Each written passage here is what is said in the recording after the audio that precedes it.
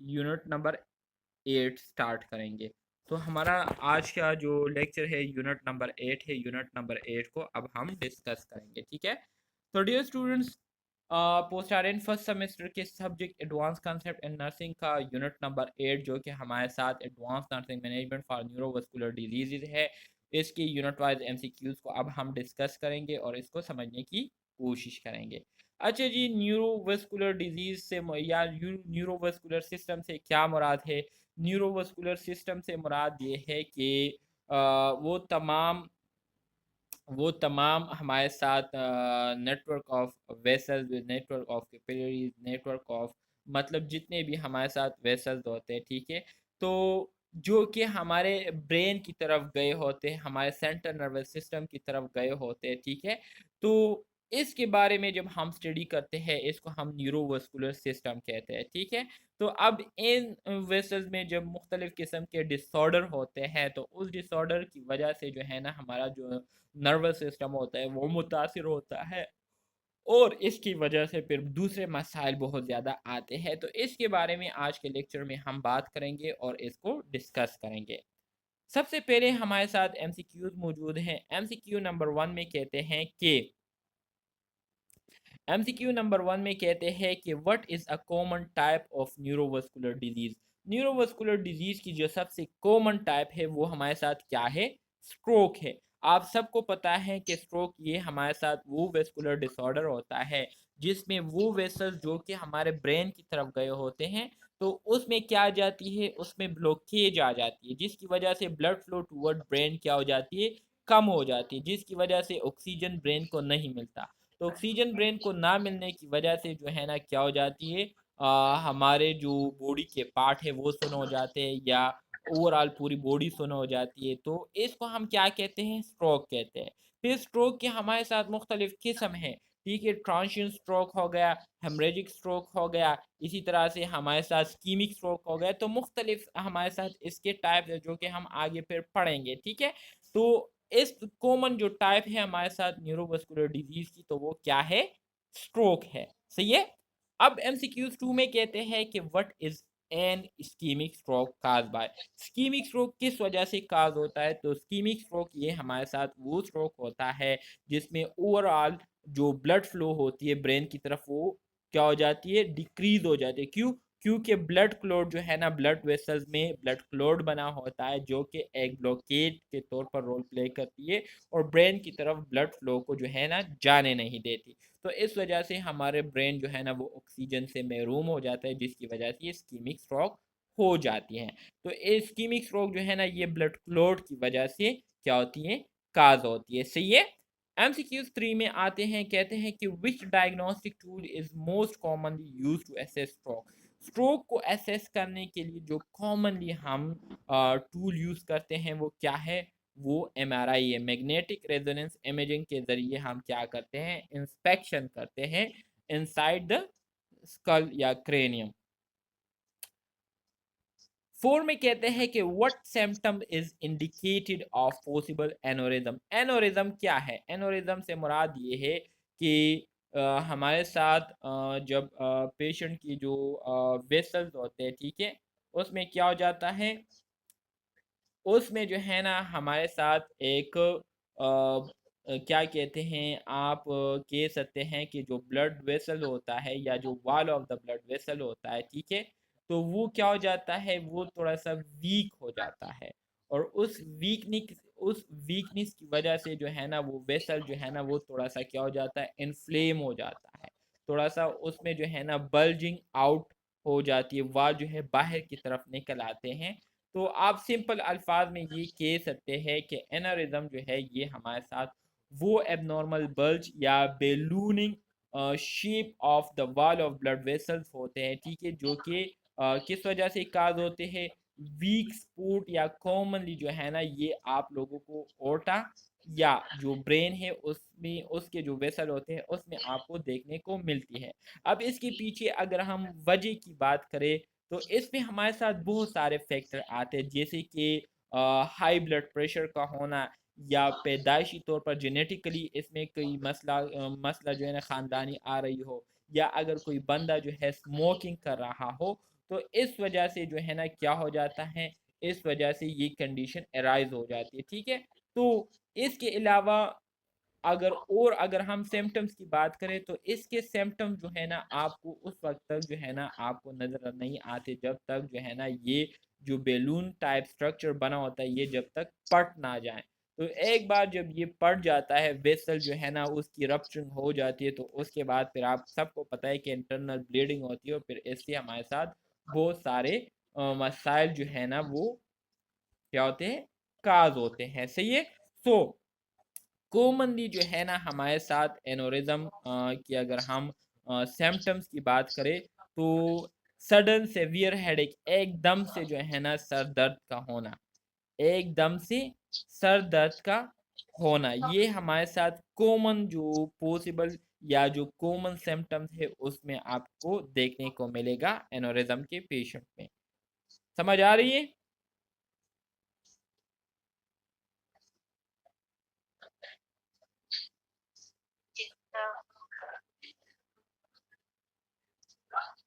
Aneurysm की समझ आप लोगों को आई है कि नहीं, ये बताए सिर्फ। सर आ गई है। अच्छा जी, देखें सर देखें आ गई। देखिए मैं आपको थोड़ा सा स्ट्रक्चर बना लेता हूँ। ये हमारे साथ नॉर्मल वेसल है, फॉर एग्जांपल ये क्या है, नॉर्मल वेसल है, ये ब्रेन की तरफ जा रही है।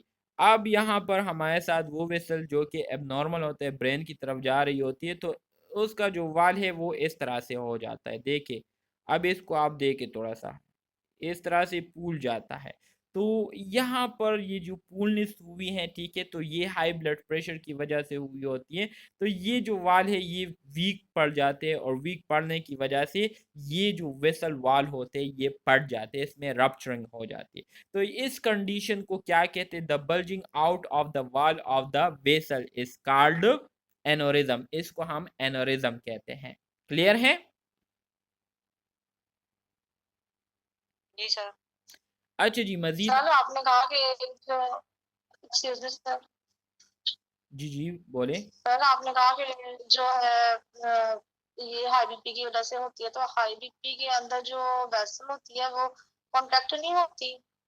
नहीं ना, देखिए यहाँ पर जो है ना एनोरिज्म की हम बात कर रहे, तो इसके हमारे साथ बहुत सारे वजूहात हो सकते हैं। मैंने एक आपको हाई ब्लड प्रेशर भी कहा, तो अब अगर वेसल कॉन्ट्रैक्ट हुए हो, ठीक है, इलास्टिसिटी उसकी क्या हुई हो, ख़त्म हुई हो, कॉन्ट्रैक्ट हुई हो, और उस पर जो है ना मुसलसल ब्लड हाई प्रेशर के साथ आ रही है, तो इससे क्या होगा, इससे वेसल जो है ना बाय फोर्स क्या होंगे, इस तरह से खुलेंगे। अगर कॉन्ट्रैक्ट वेसल हुए हैं, आपकी बात सही है, वेसल कॉन्ट्रैक्ट हुए लेकिन ब्लड प्रेशर क्या है, ज्यादा है, तो उस ब्लड का जो प्रेशर है ये इस वेसल के वाल पर लग रहा होता है, जिसकी वजह से जो weak portion of the vessel होते हैं वो बाहर की तरफ निकलना शुरू हो जाते हैं, और आखिरकार ब्लड प्रेशर इतना बढ़ जाता है कि वहां पर जो है ना क्या हो जाती है, वेसल्स रप्चरिंग हो जाती हैं।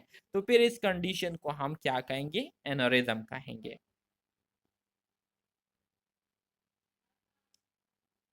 अच्छा सर, एक और बात, के एनोरिज्म की जो कॉज है वो ब्लड क्लॉट भी हो सकता है?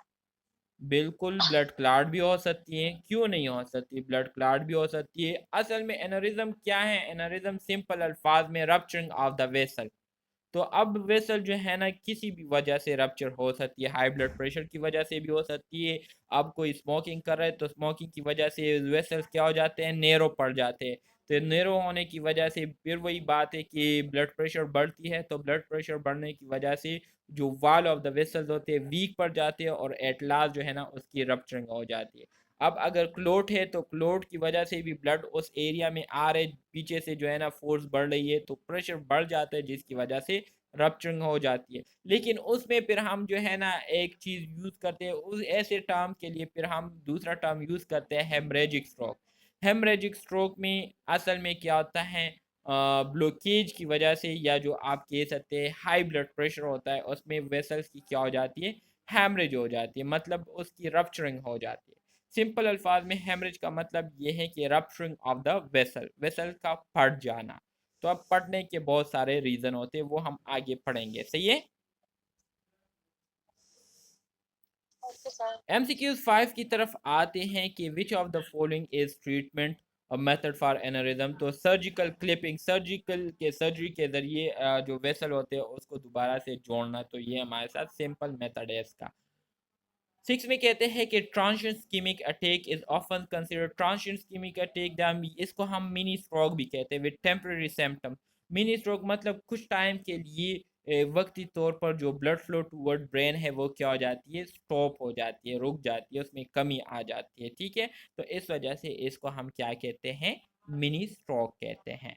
Which imaging technique is crucial for diagnose vascular malformation in the brain? कहते हैं कि ब्रेन में अगर किसी किस्म के वस्कुलर मलफॉर्मेशन या वस्कुलर एबनॉर्मेलिटी जो है ना काज हुई है, तो उसको डायग्नोस करने के लिए कौन सी टेक्निक हम यूज़ करते हैं, तो सीटी एंजियोग्राफी जो है ना, सीटी स्कैन एंजियोग्राफी जो है, ये कॉमनली हम क्या करते हैं, यूज़ करते हैं। क्लियर है?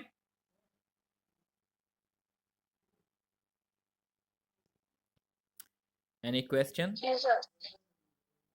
No sir. नो अच्छा सर। जी, मज़ीद आगे हम बढ़ेंगे एमसीक्यूज नंबर क्या कहते हैं, एमसीक्यूज नंबर 8 की तरफ।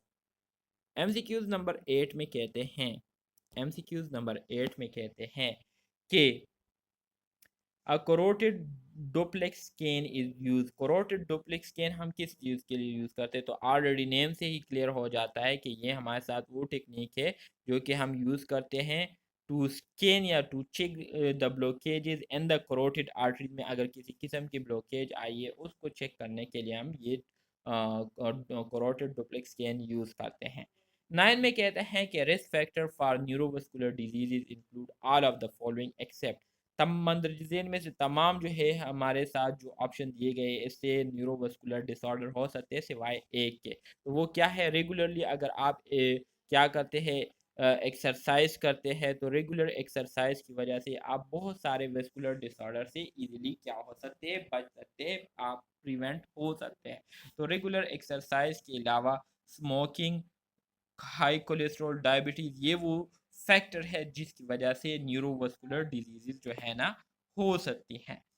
10 में कहते हैं कि sub arachnoid haemorrhage is primarily caused by sub arachnoid haemorrhage किस वजह से होता है, ruptured aneurysm. Rupture aneurysm, aneurysm में जो वेसल्स होते हैं उसकी रप्शन की वजह से ये सब एरेक्नाइड हेमरेज काज होती है।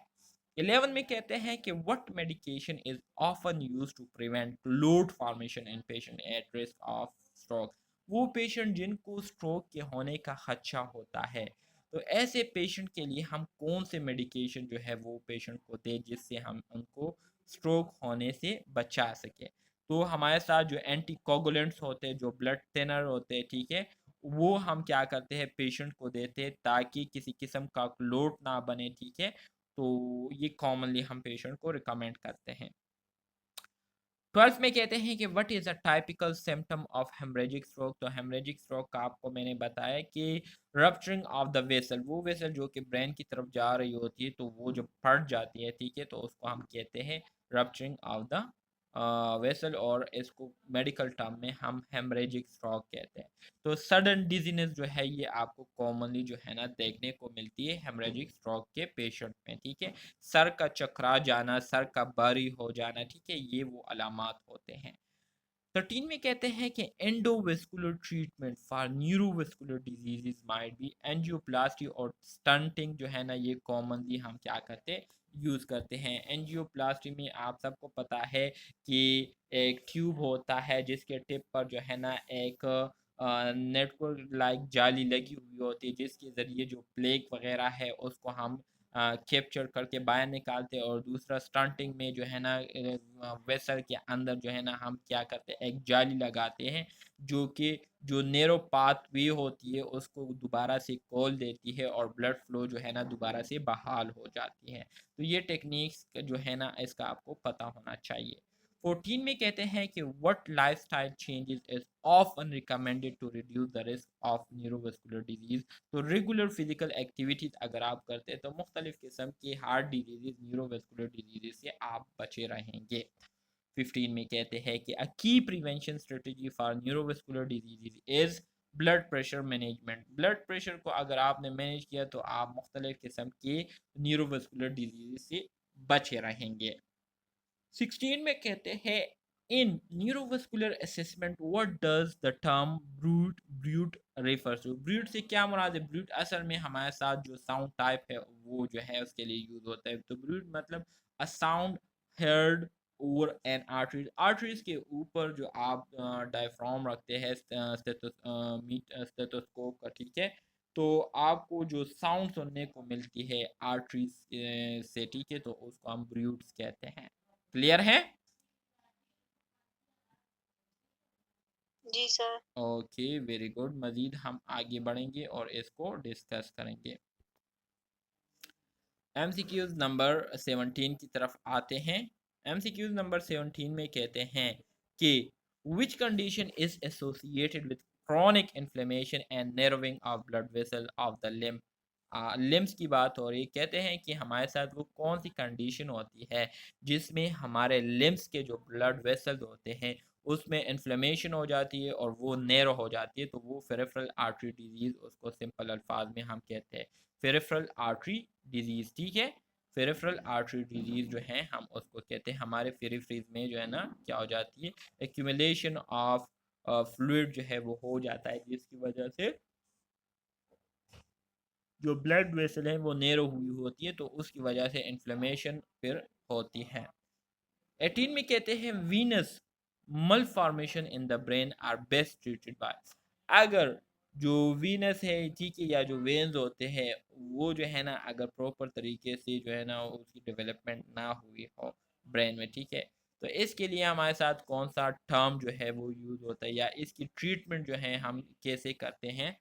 तो इसमें हमारे साथ जो करेक्ट ऑप्शन आता है वो क्या है? स्क्लेरोथेरेपी। स्क्लेरोथेरेपी जो है हम ऐसे कंडीशन में करते हैं।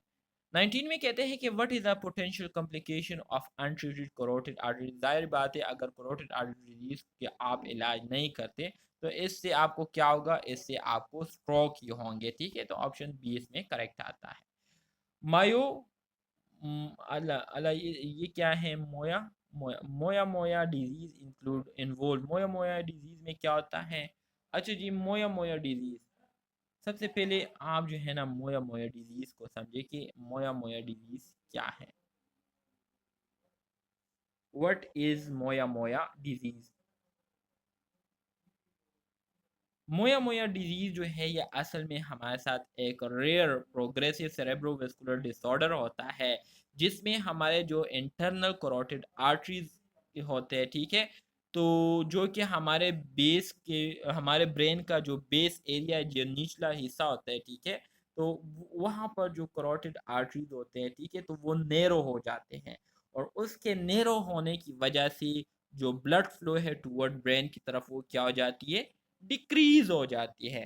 तो जो मोया मोया डिजीज है ये जो है ना इस डिजीज में हमारे साथ ये सारा कुछ होता है, ठीक है। हमारे ब्रेन की बेस में जो करोटिड आर्टरीज होते हैं तो वहां पर जो है ना ब्लॉकेज बनने की वजह से, नर्वस बनने की वजह से ब्लड फ्लो टुवर्ड ब्रेन क्या हो जाती है? डिक्रीज हो जाती है। तो इसमें क्या होता है? Progressive नर्विंग of certain arteries in the brain, वही बात है जो कि मैंने आपको कही, तो ऑप्शन सी इसमें करेक्ट आएगा।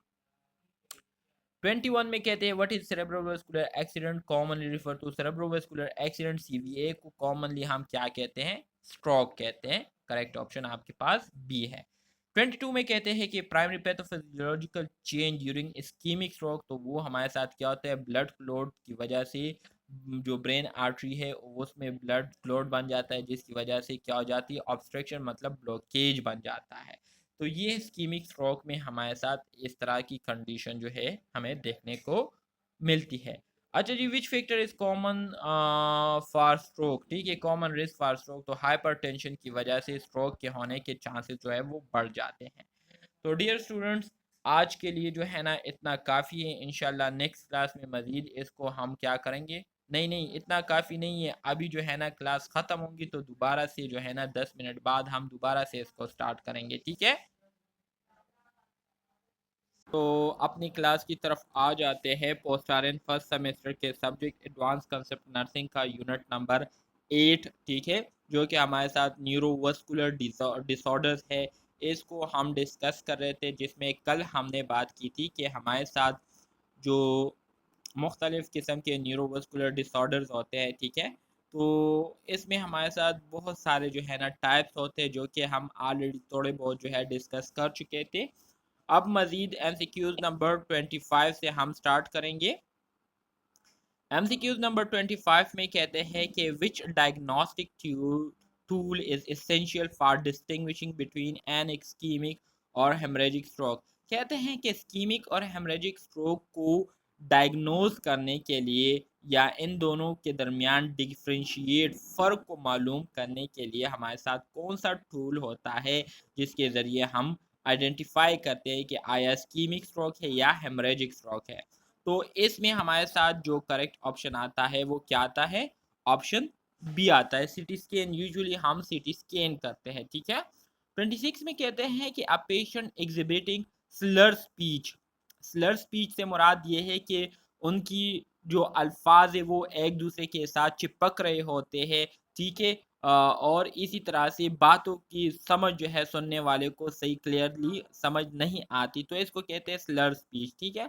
Left sided weakness, left side का जो है वो वीक हो रहा है, फील हो रहा है। और इसके साथ साथ फेस फेस जो है फेस वो नीचे की तरफ जो है वो लटका हुआ है, ठीक है। फेशियल ड्रूप से मुराद ये है कि नीचे की तरफ जो है ना फेशियल साइड जो है वो क्या हुए हैं, क्या लटके हुए हैं, सही है। So is experiencing a stroke affecting which part of the brain. तो कहते हैं कि ये जो स्ट्रोक एक्सपीरियंस कर रहे हैं वो पेशेंट, तो असल में स्ट्रोक के दौरान ब्रेन का कौन सा हिस्सा जो है इफेक्ट हुआ है, जिसकी वजह से पेशेंट की जो स्पीच है वो स्लर हो चुकी है, लेफ्ट साइड जो है वीकनेस हो चुकी है और फेस जो है वो ड्रूप हो चुका है, ठीक है। तो वो कौन सा बॉडी या ब्रेन पार्ट होगा? तो इसमें आपके पास जो करेक्ट ऑप्शन आएगा वो क्या आएगा?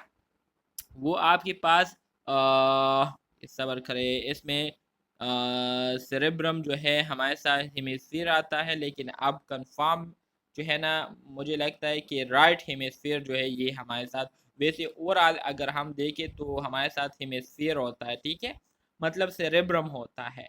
तो सेरेब्रम जो है ये largest part of the brain है। फिर सेरेब्रम जो है इसी तरह से इसकी जो है ना डिवीजन हुई है लेफ्ट हेमिस्फीयर में और राइट हेमिस्फीयर में, ठीक है। तो अगर लेफ्ट साइड वीकनेस है तो इसका मतलब ये है कि ये हमारे साथ राइट हेमिस्फीयर में होगा। क्यों? क्योंकि आप सबको पता है कि राइट हेमिस्फीयर हमारी बॉडी का लेफ्ट साइड को कंट्रोल करता है और लेफ्ट हेमिस्फीयर जो है ये हमारी बॉडी के राइट साइड को कंट्रोल करता है। तो ऑप्शन बी इसमें आपके पास क्या आएगा? करेक्ट आएगा। क्लियर है?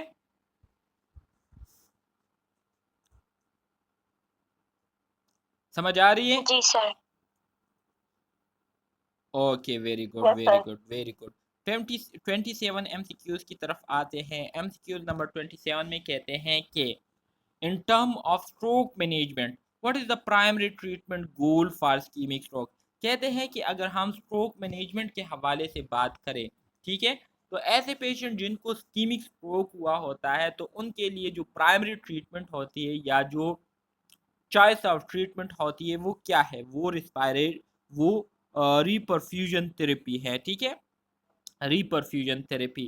तो रीपरफ्यूजन थेरेपी के ज़रिए जो है ना हम इस्कीमिक स्ट्रोक के जो इफ़ेक्ट्स है उसको हम क्या कर सकते हैं, उसको दोबारा से हम रिड्यूस कर सकते हैं और पेशेंट को दोबारा से हम क्या कर सकते हैं, फंक्शनेबल कर सकते हैं। अब यहाँ पर रीपरफ्यूजन क्या है? रीपरफ्यूजन जो है ये आपको समझना, रीपरफ्यूजन थेरेपी क्या है, सही है। रीपरफ्यूजन थेरेपी जो है असल में हमारे साथ एक ऐसी ट्रीटमेंट होती है, ठीक है, ये हमारे साथ एक ऐसी मेडिकल ट्रीटमेंट होती है जिसके ज़रिए जो ब्लड फ्लो है उसको हम क्या करते हैं, दोबारा से बहाल करने की कोशिश करते हैं, ठीक है।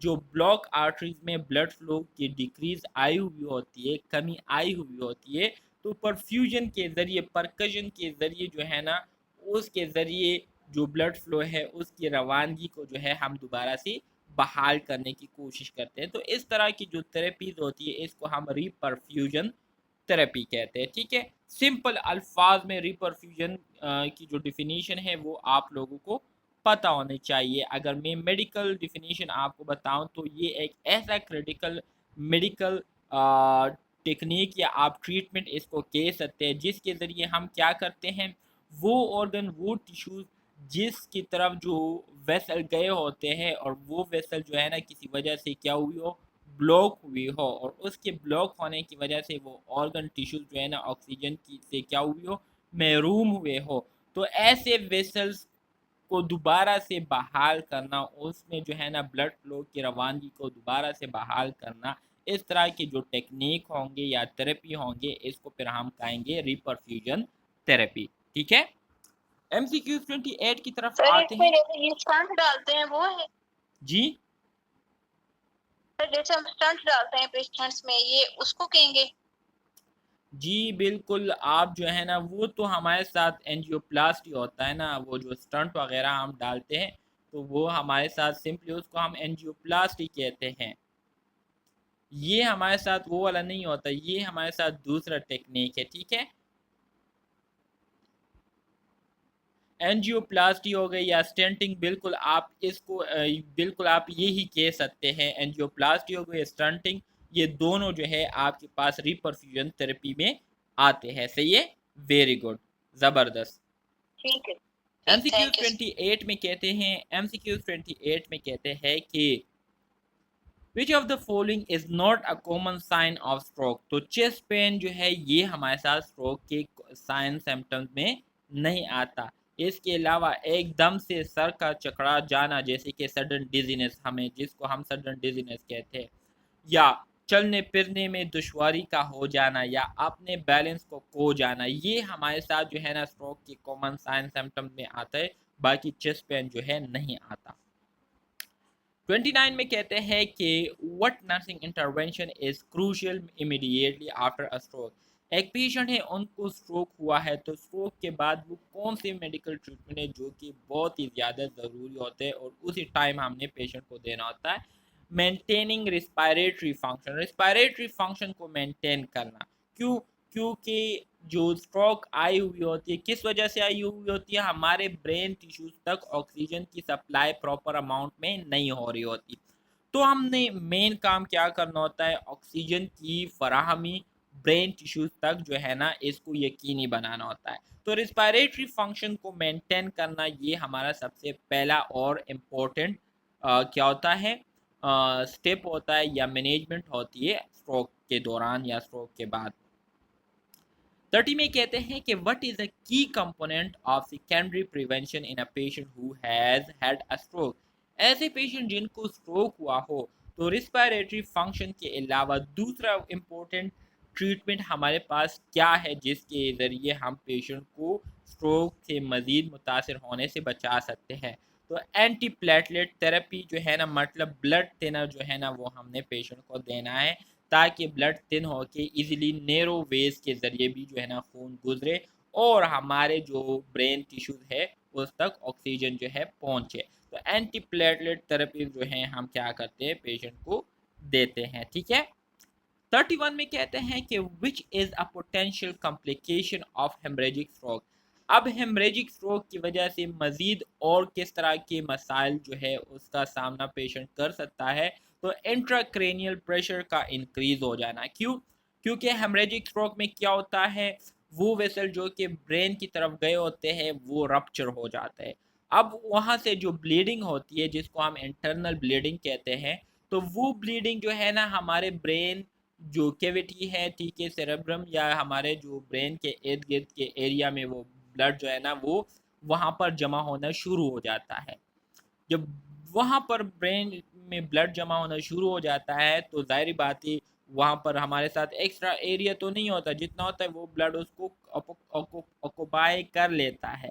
ठीक है, तो अब जब मज़ीद और ब्लड आता है तो और ब्लड आने की वजह से जो है ना प्रेशर हमारे ब्रेन टिश्यू सेल्स पर लगता है, जिसकी वजह से जो है ना pressure inside the skull increase होता चला जाता है, और इस वजह से इस प्रेशर को हम क्या कहते हैं, इंट्राक्रेनियल प्रेशर कहते हैं। तो हेमरेजिक स्ट्रोक की वजह से इंट्राक्रेनियल प्रेशर के इंक्रीज होने के जो चांसेस होते हैं वो क्या हो जाते हैं, बढ़ जाते हैं। तो ये हमारे साथ कॉम्प्लिकेशन है स्ट्रोक के, हेमरेजिक स्ट्रोक के।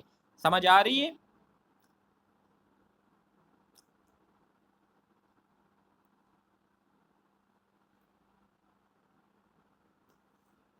समझ आ रही है आप स्टूडेंट्स को? अच्छा जी, वेरी जी गुड, सर, जी वेरी सर आ गुड, रही है। वेरी जी गुड। सर आ रही। ओके जी, वेरी गुड। MCQs 32 की तरफ आ जाते हैं। MCQs 32 में कहते हैं कि, अच्छा जी, 32 में कहते हैं कि what role does rehabilitation play in stroke recovery. Rehabilitation हम किसे कहते हैं? रिहैबिलिटेशन ये असल में हमारे साथ वो अमल होता है या वो प्रोसीजर होता है जिसमें जो डिसेबल लोग होते हैं, जो कि मुख्तलिफ वजूहात की वजह से उनके बॉडी फंक्शन जो है वो क्या हुए होते हैं, डिसेबल हुए होते हैं।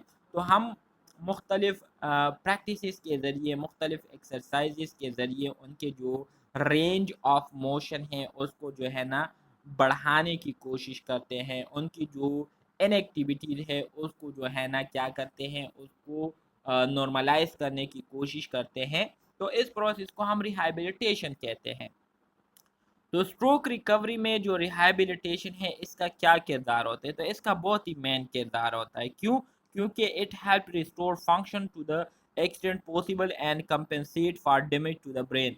वही बात है जो कि अभी मैंने आपको कही कि जब हम रिहैबिलिटेशन करते हैं तो रिहैबिलिटेशन में हम रेगुलर एक्सरसाइज के ज़रिए मुख्तलिफ प्रैक्टिस पेशेंट से कराते हैं, जिसके ज़रिए हम उनको इस काबिल बनाते हैं कि अगर वो रिहैबिलिटेशन के बगैर जो है ना, पहले अगर वो व्हील चेयर पर चलता था तो रिहैबिलिटेशन के बाद फिर वो क्या कहते हैं, हाथों में वो लेके, क्या कहते हैं उसको यार, साइकिल लेके जो है ना वो फिर खुद से जो है ना इधर उधर जाने के काबिल हो जाते हैं, या खुद से जो है ना अपने काम करने के काबिल हो जाते हैं। तो उनके जो बॉडी फंक्शन है उसको रिस्टोर करते हैं। ठीक है, तो रिहैबिलिटेशन का इसमें बहुत ही अहम रोल है। MCQ 33 में कहते हैं कि which of the following would a nurse implement to prevent stroke in a high risk patient? High risk patient से मुराद क्या है? मिसाल के तौर पर एक पेशेंट है जो कि बहुत ही ज़्यादा इनएक्टिव है, ठीक है, किसी किस्म की एक्टिविटीज़ में वो इन्वॉल्व नहीं है, किसी किस्म की रेगुलर एक्सरसाइज वो नहीं करते, किसी किस्म की प्रॉपर डाइट वो नहीं करते, ठीक है, जिसकी वजह से मोटापे का शिकार है। तो ऐसे पेशेंट में स्ट्रोक के होने का खदशा ज़्यादा होता है। क्यों? क्योंकि कोलेस्ट्रॉल लेवल ज़्यादा होता है, जिसकी वजह से जो ब्लड वेसल्स होते हैं उसके नैरो होने के चांसेस जो है वो ज़्यादा होते हैं। तो कहते हैं कि ऐसे पेशेंट जिनमें स्ट्रोक के होने का खदशा ज़्यादा होता है, तो ऐसे पेशेंट को हम नर्सिस जो है किस तरह की थेरेपी के ज़रिए या किस तरह के प्रिवेंटिव मेजर्स या स्टेप्स लेके हम इनको बचा सकते हैं स्ट्रोक अटैक से। तो administration of anticoagulants medication as prescribe, doctor के हिदायत के मुताबिक जो है ना, डॉक्टर के हिदायत के मुताबिक हम ऐसे पेशेंट को अगर एंटीकोगुलेंट देते हैं तो इनमें इसकी स्ट्रोक के होने के जो चांसेस है वो फिर क्या होंगे, कम हो जाएंगे। 34 में कहते हैं कि early action in suspected stroke cases in critical is critical because, कहते हैं कि अगर एक पेशेंट है जिनमें जो है ना स्ट्रोक के होने के क्या हो, शक हो या उसके होने के चांसेस हो, तो ऐसे सिचुएशन में जो हम जो है ना टाइम से पहले मुख्तलिफ क्या करते हैं, एक्ट करते हैं, तो ये बहुत ज़्यादा क्रिटिकल होते हैं। तो क्यों क्रिटिकल होते हैं? Because it can potentially reverse brain damage, brain damage को जो है ना ये क्या करती है, पोटेंशियली रिवर्स कर देती है। मतलब ये है कि जो ब्रेन डैमेज होने वाला होता है वो जो है ना उससे बच जाता है। ठीक है, 35 में कहते हैं कि stroke education for patient and family should emphasize the importance of recognize sign of stroke which acronym is commonly use to help remember these sign. ठीक है, कहते हैं कि स्ट्रोक के हवाले से पेशेंट और पेशेंट के जो फैमिली मेम्बर्स हैं उनको एजुकेट करना बहुत ज़्यादा ज़रूरी है, ताकि फ्यूचर में अगर इस तरह की कुछ ख़ास अलामात उनको नज़र आए तो वो टाइम पर अपने पेशेंट को हॉस्पिटल लेके आए। तो कहते हैं कि वो कौन सा साइन सिम्टम है जिनको याद रखना चाहिए। तो एक्रोनिम जो है फास्ट, फास्ट से मुराद एफ स्टैंड फॉर फेज, अगर फेशियल फीचर जो है वो चेंज हो रही हो, फेशियल जो एक्सप्रेशन है वो नीचे की तरफ आ रहे हो, लट टपक रहे हो, या आम जो है ना उसमें टिंगलिंग हो रही, या बात करने में दुश्वारी हो, या टाइम जो है ना वो बताने में जो है ना उनको क्या हो रही हो, दुश्वारी हो रही हो। ठीक है, तो ये हमारे साथ वो सिम्टम्स है जिसके ज़रिए हम पेशेंट को टाइम पर फिर हॉस्पिटल लेके आएंगे, और इस तरह से उनको जो है ना हम मुख्तलिफ किस्म के नुकसानात से फिर बचा सकते हैं। 36 में कहते हैं कि one is what is meningitis. तो मेनिंजाइटिस तो आप सबको पता है कि हमारे साथ जो आउटर मेम्ब्रेन होता है ब्रेन का, ठीक है, जिसको हम मेनिंजेस कहते हैं, तो बैक्टीरियल अटैक की वजह से वहाँ पर जब इन्फ्लेमेशन होती है उन मेनिंजेस में, तो इस कंडीशन को फिर हम क्या कहते हैं, मेनिंजाइटिस कहते हैं। तो inflammation of the meninges, meninges हमारे साथ मेम्ब्रेन ऑफ द ब्रेन होता है, तो ठीक है, जब इसमें इन्फ्लेमेशन होती है तो इसको हम मेनिंजाइटिस कहते हैं। ठीक है, 37 में कहते हैं which organism is the common cause of bacterial meningitis in adult. तो एडल्ट में जो बैक्टीरिया की वजह से मेनिंजाइटिस काज होती है तो वो कौन सा बैक्टीरिया होता है, स्टेफिलोकोकस निमोनिया। ये वो बैक्टीरिया है जो कि एडल्ट्स में बैक्टीरियल मेनिंजाइटिस को काज करने में मेन रोल प्ले करती है। A classic symptom of meningitis तो ऑलरेडी आपको पता है कि फोटोफोबिया पेशेंट को हो जाती है। मतलब ये है कि अंधेरे में रहने को फिर ज़्यादा तरजीह देते हैं और रोशनी में रहने को पसंद नहीं करते, तो इसको हम कहते हैं फोटोफोबिया। ठीक है, ये कॉमनली आपको मेनिंजाइटिस के पेशेंट में देखने को मिलेगी। 39 में कहते हैं कि what is a common diagnostic test to confirm meningitis. तो इसके लिए हम लंबर पंचर करते हैं, लंबर पंचर करके जो सेरेब्रोस्पाइनल फ्लूइड होता है उसको हम क्या करते हैं, सक करते हैं सिरिंज के ज़रिए, और उसका जो है ना फिर हम लेबॉर्ट्री में कल्चर टेस्ट करते हैं, जिसके ज़रिए जो है ना हमें इस स्ट्रेप्टोकोकस निमोनिया जो है ना उसका पता चल जाता है, और यहाँ से हमें पता जो है ना चल जाता है कि पेशेंट को क्या हुई है, मेनिंजाइटिस हुई है।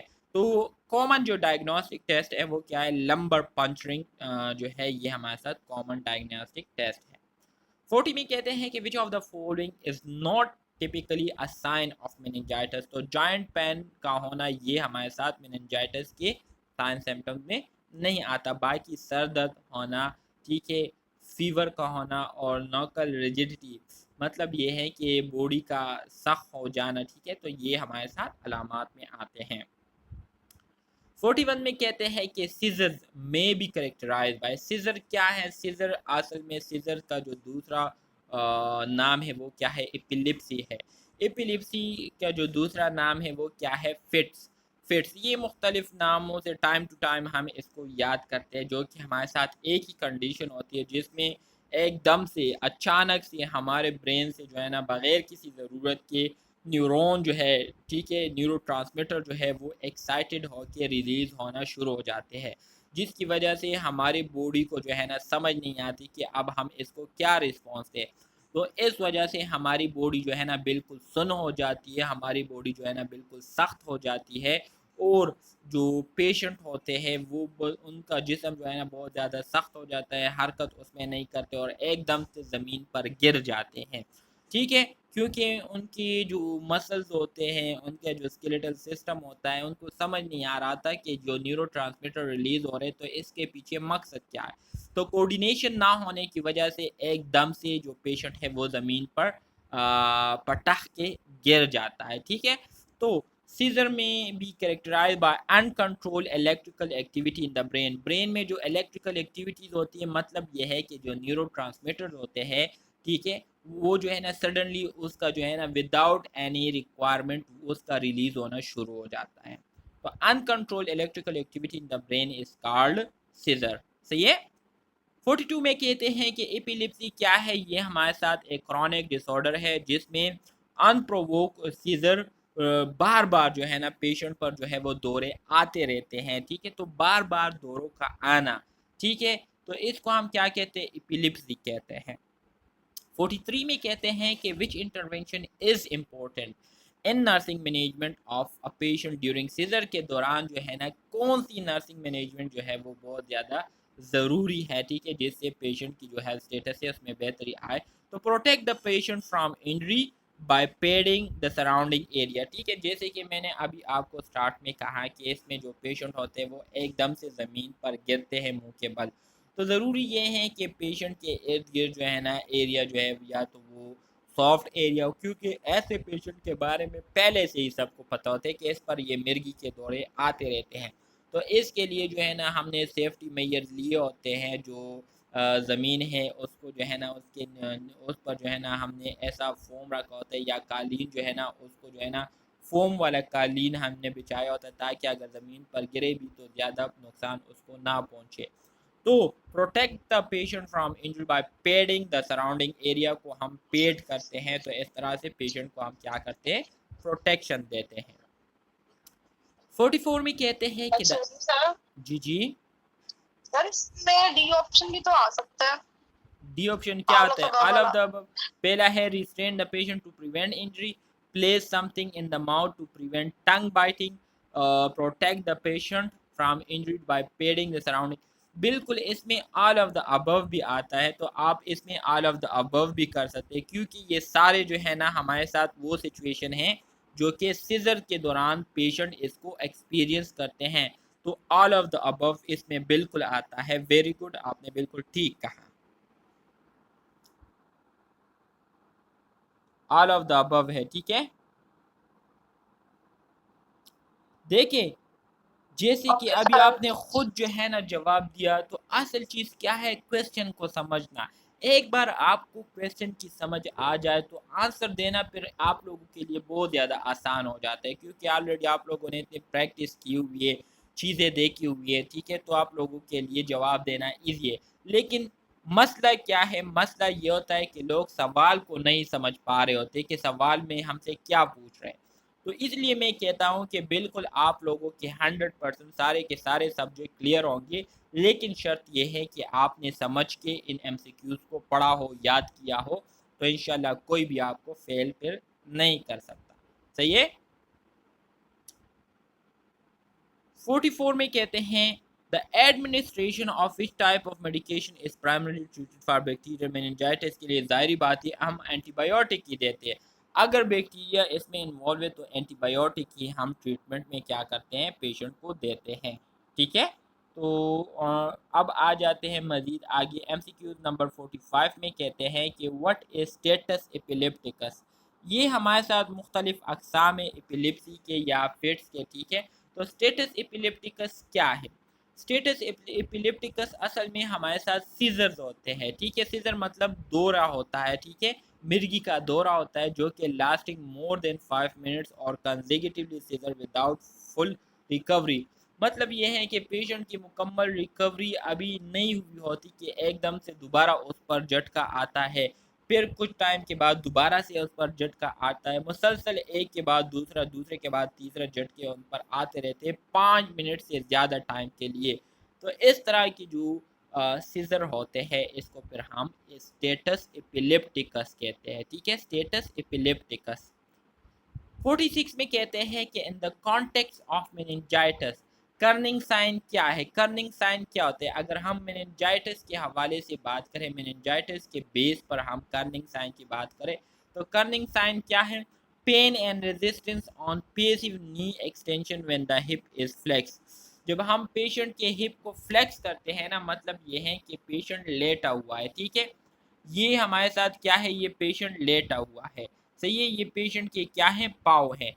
अब अगर पेशेंट के पाँव को जो है ना, मिसाल के तौर पर ये पेशेंट लेटा हुआ है और एक पाँव को मैं ऐसे, मतलब ये पाँव हैं, तो इसको मैंने ऐसे ऊपर किया और ऐसे इसको मैंने फ्लेक्स किया। ठीक है, और ऊपर की तरफ उसको थोड़ा सा पुश किया, तो पुश करने से क्या होता है, पेशेंट को पेन होती है और इस तरह से रेजिस्टेंस शो करते हैं, पाँव को ऊपर की तरफ जाने नहीं देते। तो इस साइन को हम क्या कहते हैं, कर्निंग साइन कहते हैं या पॉजिटिव कर्निंग साइन कहते हैं। ठीक है, कि हाँ पेशेंट को ये मसला है, तो इसका मतलब ये कि पेशेंट को क्या है, मेनिंजाइटिस है।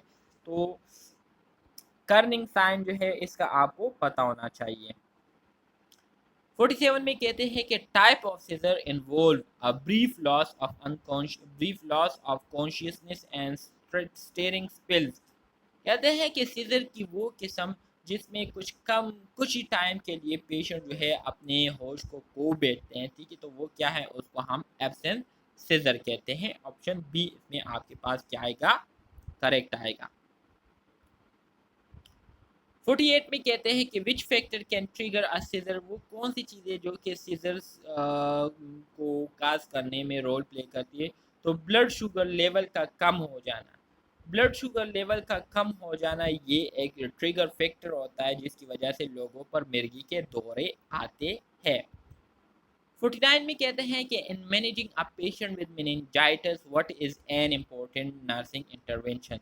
तो maintain a quiet and dark environment, आप लोगों ने देखा भी होगा, एक्सपीरियंस भी किया होगा लोगों को देखते हुए, ठीक है, कि जब किसी पर मिर्गी का दौरा पड़ता है या तो उसको जो है ना वहीं पर लेटा कर उसके साथ कोई छेड़खानी नहीं करते, उसके ऊपर एक कपड़ा सा डाल देते ताकि उनकी आंखों के ऊपर अंधेरा सा आ जाए और लोगों को कहते हैं कि खामोश हो जाए। तो ये खामोश इन्वायरमेंट और डार्क इन्वायरमेंट जो है ना ये पेशेंट के लिए बहुत ज़्यादा करामत साबित होती है, जिसकी वजह से पेशेंट जो है ना, सॉरी ये मेनिंजाइटिस की हम बात कर रहे हैं, तो मेनिंजाइटिस में मैंने आपको कहा कि फोटोफोबिया होती है, तो फोटोफोबिया में फिर हमने पेशेंट को एक खामोश और एक डार्क एरिया में रखना होता है ताकि उसको मज़ीद परेशानी ना हो रोशनी की वजह से। 50 में कहते हैं कि which type of preventative measure is advise to reduce the risk of contracting meningitis, ठीक है, तो मेनिंगोकोकल वैक्सीनेशन जो है हम क्या करते हैं, पेशेंट को देते हैं ताकि किसी किस्म के मेनिंजाइटल इन्फेक्शन की वजह से दूसरे लोग जो है ना इससे मुतासिर ना हो। 51 में कहते हैं what is the most common type of primary headache, तो टेंशन हेडेक जो है ये हमारे साथ क्या है, पहली किस्म है, मतलब सबसे कॉमन किस्म है हेडेक का। हेडेक किसे हम कहते हैं, सर दर्द को हम हेडेक कहते हैं। तो हमारे साथ हेडेक के मुख्तलिफ अकसाम है, क्लस्टर हेडेक हो गई, टेंशन हेडेक हो गई, माइग्रेन हो गया, साइनोसिस या साइनस हेडेक हो गई, ठीक है, ये मुख्तलिफ अकसाम है। तो टेंशन हेडेक जो है ये हेडेक की सबसे प्राइमरी पहली कॉमन किस्म है, ठीक है। 52 में कहते हैं कि type of headache is associated with unilateral severe pain around the eyes और टेम्पल, ठीक है, कहते हैं कि हेडेक की वो किस्म जो कि सर के एक साइड पर होती है, जिसकी वजह सर के एक साइड पर होती है और इसके साथ साथ हमारे आई और टेम्पल रीजन जो होता है उसके इर्द गिर्द जो है हमें बहुत ज़्यादा पेन फील होती है। तो इस तरह की जो हेडेक टाइप है इसको हम क्या कहते हैं, क्लस्टर हेडेक कहते हैं, इसको हम क्लस्टर हेडेक।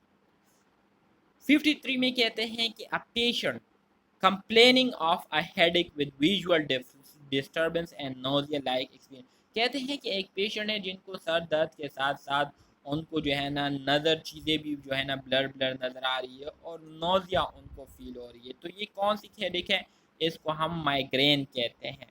तो ये चीज़ें जो है ना देखिए, अगर आप इन चीज़ों को सही तरह से याद करें तो स्लाइड्स को देखने की ज़रूरत भी फिर आप लोगों को नहीं पड़ेगी, क्योंकि स्लाइड में जो चीज़ें थी वो तो ऑलरेडी आप लोगों ने यहाँ पर ही उसको पढ़ लिया है, तो स्लाइड में फिर आपने क्या देखना है, स्लाइड को देखना। अच्छा जी,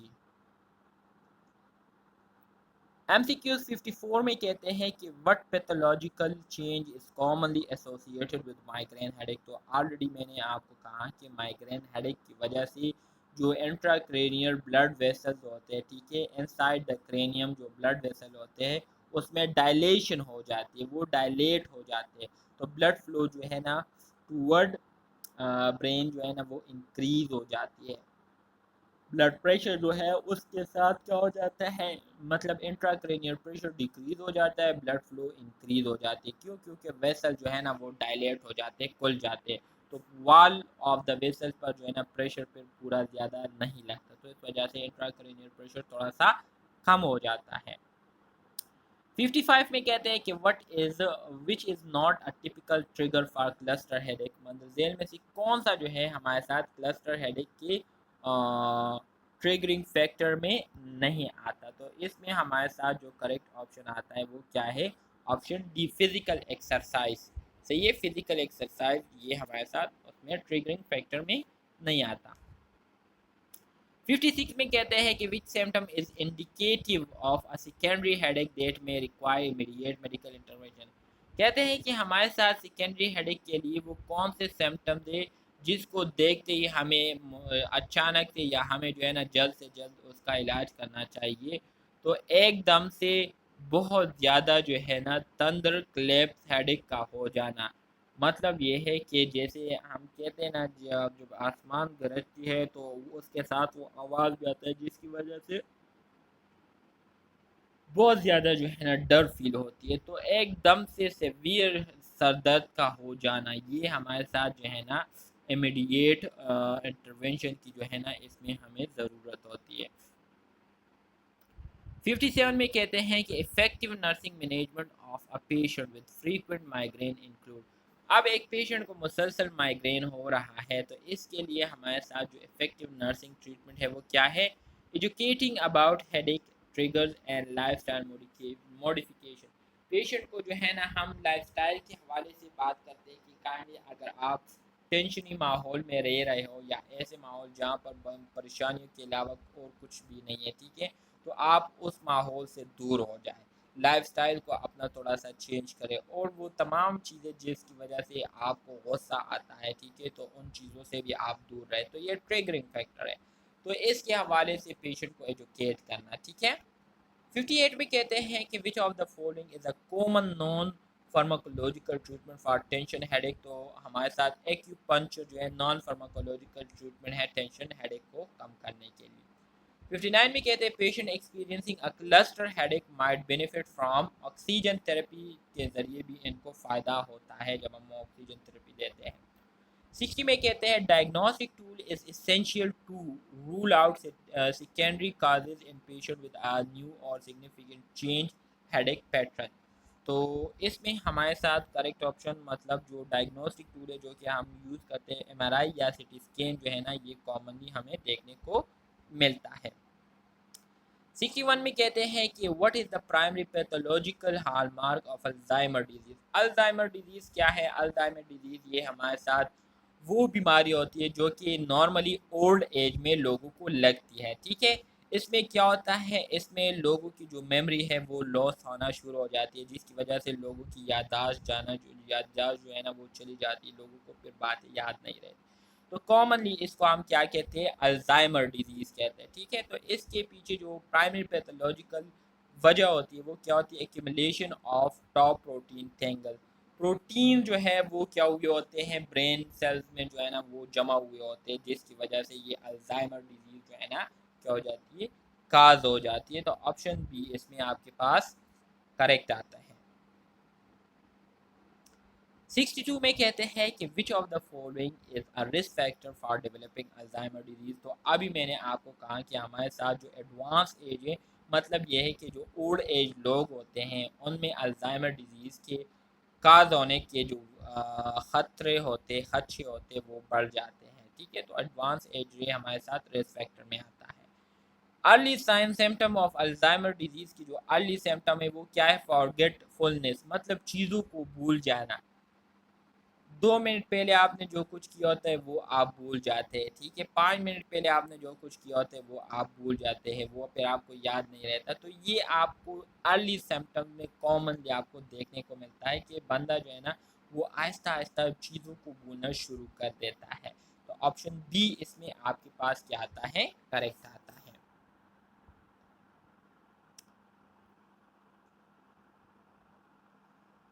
अच्छा जी, MCQs नंबर 63 कहते हैं कि व्हाट इज, हाँ ये तो हो गए 64 है। Which brain region is primarily affect by Alzheimer disease. तो आप सबको पता है कि हमारे साथ जो storage part of the brain है वो क्या है? हाइपोकैम्पस है। तो अल्जाइमर डिजीज में हमारे ब्रेन का जो हाइपोकैम्पस एरिया है ये क्या होता है? सबसे पहले मुतासर होता है। 65 में कहते हैं कि कौन से न्यूरोट्रांसमीटर की कमी की वजह से जो है ना अल्जाइमर डिजीज़ आ सकती है। तो एसिटाइल कोलिन ये वो न्यूरोट्रांसमीटर है जिसकी कमी की वजह से अल्जाइमर डिजीज़ जो है ना ये काज होती हैं, ठीक है। अच्छा जी, 66 में कहते हैं कि अल्जाइमर डिजीज़ के लिए हमारे साथ जो नर्सिंग मैनेजमेंट है उसमें क्या आता है? Promoting regular physical exercise. Regularly आप उनसे फिजिकल एक्सरसाइज कराते हैं तो इससे जो बॉडी हेल्थ है वो क्या होती है? ज़्यादा टाइम के लिए मेंटेन रहती है। 67 में कहते हैं which medication is commonly prescribe to many symptoms of Alzheimer disease by increasing acetylcholine level. Acetylcholine level को बढ़ाते हुए अल्जाइमर डिजीज के जो सिम्टम्स है उसको मैनेज करने के लिए कॉमन मेडिकेशन कौन से दिए जाते हैं, तो डोनपेजिल जो है जिसे हम एरिसेप्ट के नाम से जानते हैं, ठीक है, तो कॉमनली ये प्रिस्क्राइब किए जाते हैं। 68 में कहते हैं कि in advance stage of Alzheimer disease what type of care setting में बी नेसेसरी।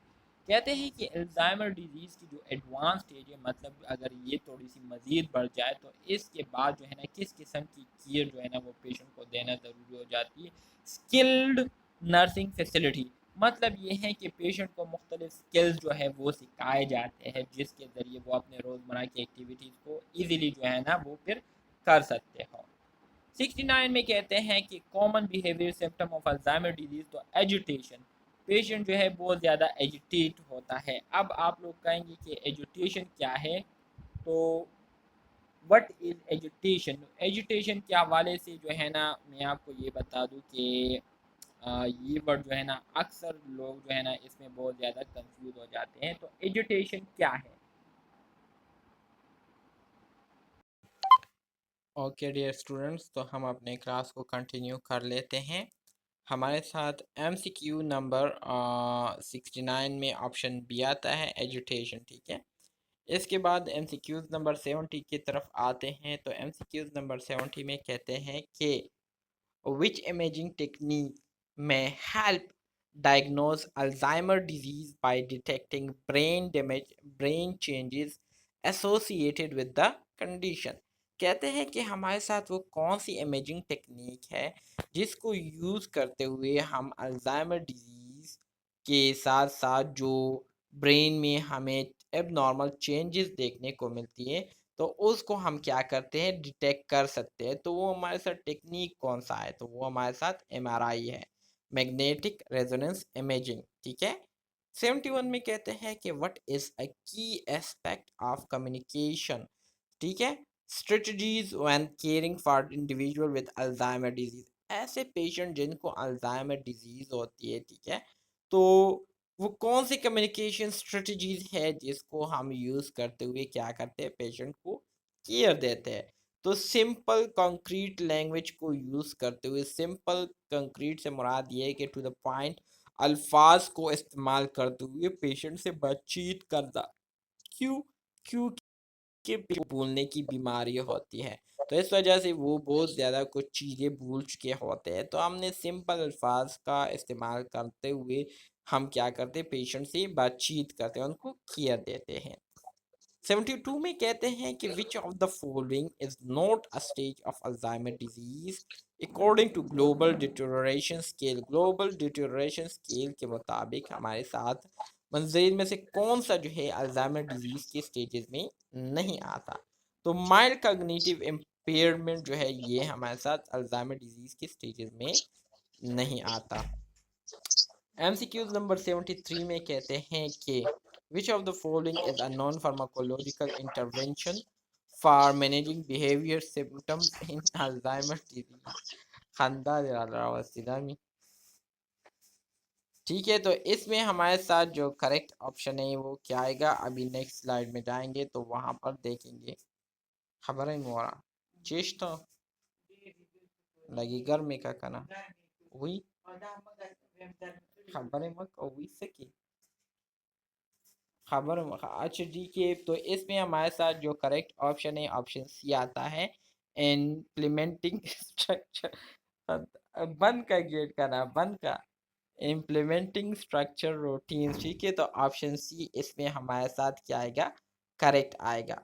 74 में कहते हैं कि what is a potential complication of Alzheimer disease in a later stage. तो मल न्यूट्रिशन जो है ना ये कॉमनली अल्जाइमर डिजीज की वजह से फिर बाद में जो है ना लोगों को होती है, पेशेंट लोग मल न्यूट्रिशन का शिकार हो जाते हैं। फिर 75 में कहते हैं कि which type of therapy focuses on engaging individual with Alzheimer disease and activities to stimulate cognitive and memory. उनके मेमोरी और जो कॉग्निटिव फंक्शन है, सोचने समझने की, बात करने की, डिसीजन मेकिंग की, ये सारे एबिलिटीज कॉग्निशन में आती है।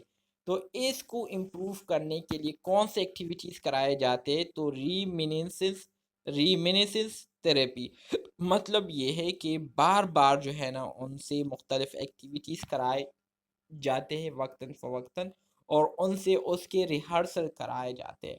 तो इस तरह से वो चीज़ें जो है ना डिज़ीज़ के बावजूद उनको वो काम याद रहते हैं। तो ऑप्शन डी इसमें आपके पास क्या आएगा? करेक्ट आएगा। तो ये था आपका एडवांस कांसेप्ट इन नर्सिंग का यूनिट नंबर 8 जो कि ख़त्म हो चुका है। अभी हम यूनिट नंबर 9 को स्टार्ट करेंगे। तो क्या ख़्याल है स्टार्ट करते हैं?